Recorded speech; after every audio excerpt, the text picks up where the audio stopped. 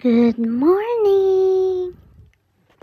So today, panibagong araw, tayo'y magtatanim or mangunguha tayo ng maliliit lang na mga strawberry kasi yung mga raccoon sometimes napunta sila dito ng gabi, so kinakain yata nila yung mga plants natin, kaya kinabukasan nawawala na. So kaya ang ginagawa ko, basta red na yung strawberry, kukunin ko na siya.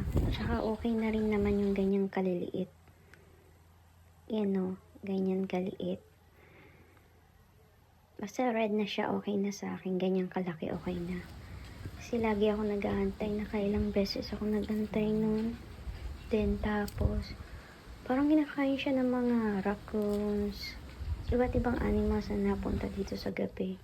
So, ito nga pala yung avocado, guys. Ayan.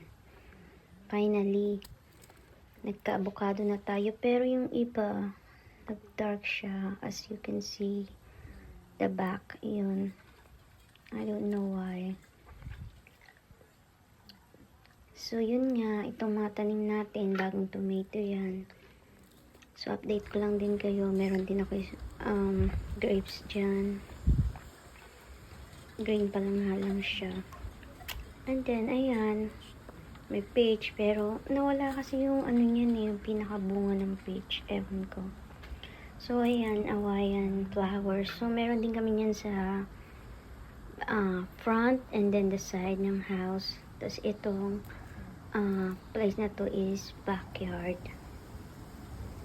So, yun lang, konti pa lang yung mga tanim ko. Then, nakabili na rin pala ako ng mga pang pens. And then, itong manok ko, para siyang mga nganak na. I don't know. But honestly, naka 21 eggs na ako so far. Bali, 3 tong mga to. Papakita ko mamaya yung dalawa.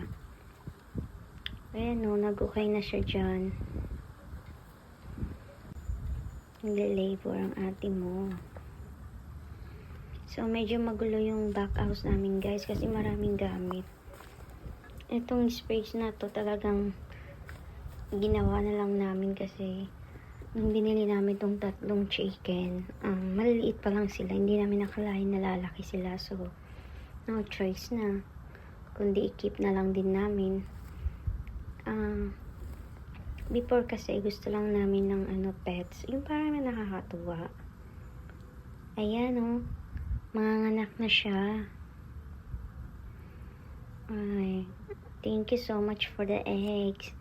Pero yung price ng eggs is mas cheaper than bumili tayo ng pagkain ng manok.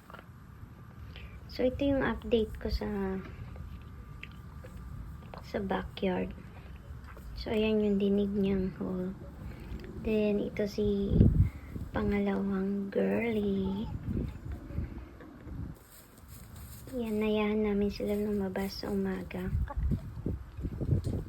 And then, itong isa, yan. At yung isang juntis na mga nganak. So, inaantay ko yan mga anak. Yan siya.